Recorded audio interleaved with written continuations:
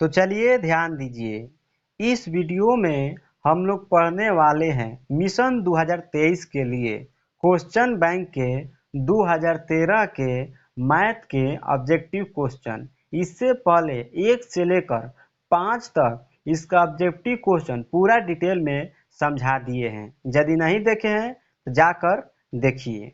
तो आइए इसमें हम बनाएंगे क्वेश्चन नंबर 6 से। देखिए क्वेश्चन नंबर 6 क्या कह रहा है।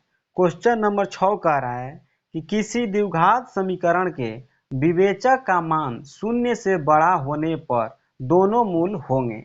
तो सबसे पहले हम लोग समझेंगे यहाँ पर कि विवेचक क्या होता है। तो ध्यान दीजिएगा, आप लोग याद रखिएगा, विवेचक कहे या विविक्तर कहे या इंग्लिश में बोलते हैं डिस्क्रिमिनांट, दोनों बात क्या है, बराबर है। विवेचक को डी से सूचित करते हैं। किससे? तो डी से। डी बराबर क्या होता है फॉर्मूला?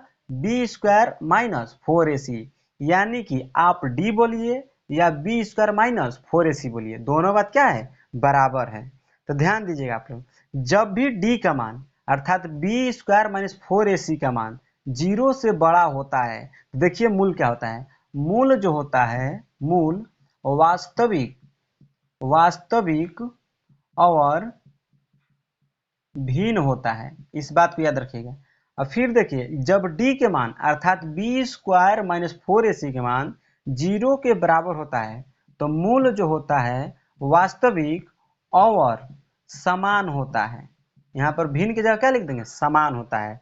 जब डी का मान 0 से छोटा हो जाएगा अर्थात लेस हो जाएगा, लेस देन, समझ रहे हो ना, तो मूल हो जाएगा, मूल वास्तविक नहीं होगा, इसका कोई वास्तविक मूल नहीं होगा, इसको बोलते हैं अवास्तविक मूल, अवास्तविक मूल। इस बात को याद रखिएगा।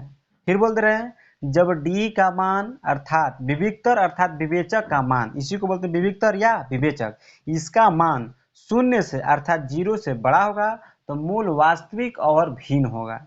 जब बराबर हो जाएगा तो मूल वास्तविक और समान होगा, और छोटा हो जाएगा 0 से तो कोई वास्तविक मूल नहीं होगा अर्थात अवास्तविक मूल होगा। इस बात को आप लोग याद रखिएगा। तो आप लोग ध्यान दीजिए, यहाँ पर क्वेश्चन क्या कह रहा है। क्वेश्चन कह रहा है किसी द्विघात समीकरण के विवेचक का मान शून्य से बड़ा होने पर दोनों मूल क्या होंगे। तब ध्यान दीजिए, कह रहा है शून्य से बड़ा है विवेचक मान, तो शून्य से बड़ा तो यहीं पर है, यानी कि मूल क्या हो जाएगा, वास्तविक और भिन्न। यानी कि ऑप्शन नंबर कौन सही है, ऑप्शन नंबर ए सही है। ध्यान दीजिए, अब 7 नंबर क्वेश्चन ध्यान दीजिए।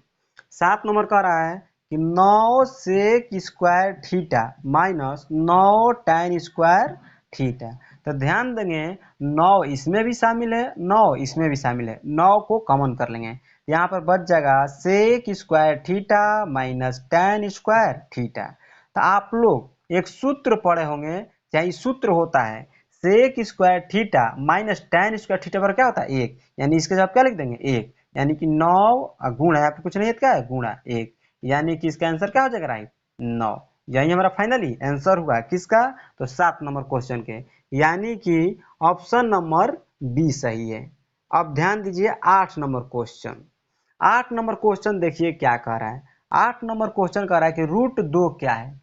तो रूट 2 आप लोगों को पता है क्या होता है, तो रूट 2 एक क्या है, अपरिमेय संख्या है। क्यों, देखिए अपरिमेय संख्या उसे कहते हैं जिसे हम p बटा q के रूप में नहीं लिखा जा सके, इस बात को याद रखिएगा। और अपरिमेय संख्या उसको भी बोलते हैं जो रूट से कभी बाहर न निकल पाए पूरा पूरा, समझ रहे हैं ना। अब ध्यान दीजिए, ये तो अपरिमेय संख्या हो गया, लेकिन ध्यान दीजिएगा आप लोग, यहाँ पर क्वेश्चन घुमा के करेगा कि रूट 4 क्या है। तो आप ही लोग बताइए रूट 4 क्या है। अभी समझाए कि रूट के अंदर जो संख्या रह जाती है ना, अपरिमेय संख्या है, लेकिन रूट से जो बाहर आ जाएगी संख्या उपरिमेय संख्या है।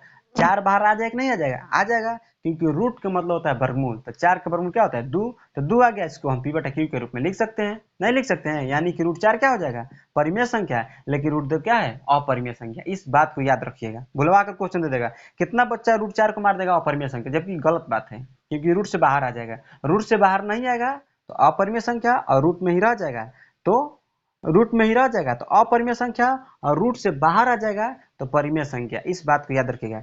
यानी कि 8 नंबर जो क्वेश्चन है इसका ऑप्शन नंबर कौन सा है, बी।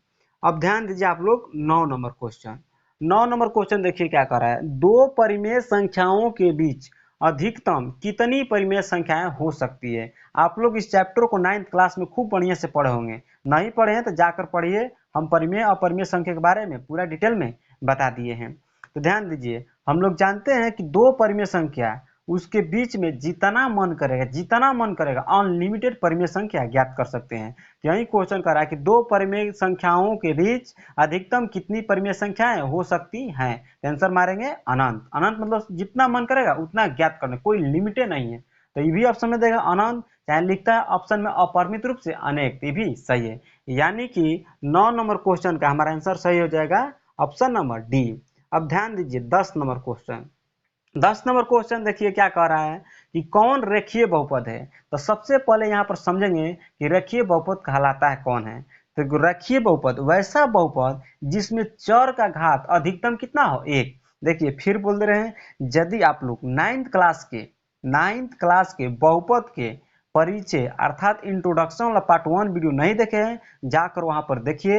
बहुपद के बारे में पूरा कंप्लीट में समझाए हैं। बहुपद किसे कहते हैं, किसे मतलब कौन बहुपद है, द्विघात है कि रैखिक है कि त्रिघात है, सब पूरा डिटेल में बता दिए हैं। तो ध्यान दीजिए, रैखिक बहुपद उसे कहते हैं जिसका अधिकतम घात कितना होना चाहिए, दो नहीं सॉरी, अधिकतम घात कितना होना चाहिए, एक। तो यहाँ पर ध्यान देंगे ऑप्शन नंबर ए में, तो ऑप्शन नंबर ए ही हमारा सही हो जाए। क्यों? क्योंकि यहाँ पर ध्यान दीजिए अधिकतम घात इसमें चर का कितना है, एक है। चर कौन कहलाता है, जिसका मान बदलता रहता है, यानी ABCD वाला। यहाँ पर एक्स है ना, एक्स का अधिकतम घात कितना है, एक। अरे कुछ नहीं है तो यहाँ पर क्या लिख सकते हैं, एक।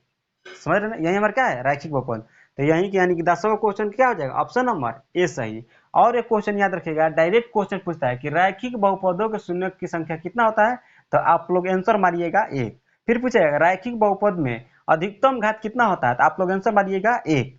तो चलिए ध्यान दीजिए, थोड़ा लाइट कट गया था। देखिए अब देखिए हम क्या बता रहे थे, क्वेश्चन यदि आप लोग को परीक्षा में पूछेगा कि रैखिक बहुपद के शून्यकों की संख्या कितना होगा, तो आंसर मारिएगा एक। रैखिक बहुपदों के अधिकतम घात कितना होता है, तो एक। आप लोग याद रखिएगा। द्विघात बहुपद के शून्यकों की संख्या कितना होता है, तो दो। द्विघात बहुपद का अधिकतम घात कितना होता है, दो। त्रिघात बहुपद के शून्यकों की संख्या कितना होगा, तीन। और त्रिघात बहुपदों के घात कितना होगा अधिकतम, तो आंसर मारिएगा तीन। याद रखिए, जितना शून्यकों की संख्या होगा उसका उतना ही घात होगा, चाहे जितना अधिकतम घात होगा उतना ही शून्यकों की संख्या होगा। इस बात को आप लोग दिमाग में छाप लीजिएगा, क्वेश्चन पूछेगा फिक्स है इससे। तो चलिए, आई होप कि आप लोग कंप्लीट समझ में आया होगा। यदि आप लोग समझ में आ रहा है तो जल्दी से जल्दी आप लोग मेरे चैनल से जुड़िए और अपने दोस्तों को भी जुड़िए। तब तक के लिए इतना ही, फिर मिलते हैं नेक्स्ट वीडियो में। तब तक के लिए बाय बाय।